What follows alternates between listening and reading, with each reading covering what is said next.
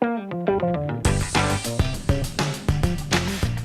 make this classic cheesecake, first preheat the oven to 325 degrees.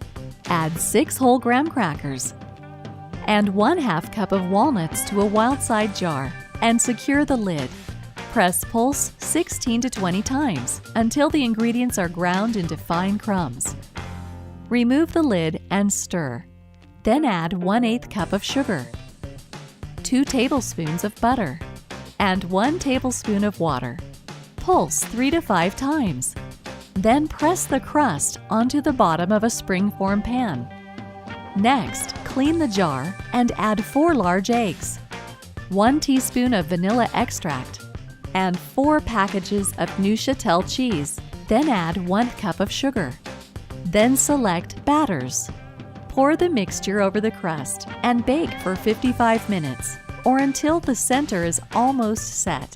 Refrigerate for 4 hours before serving.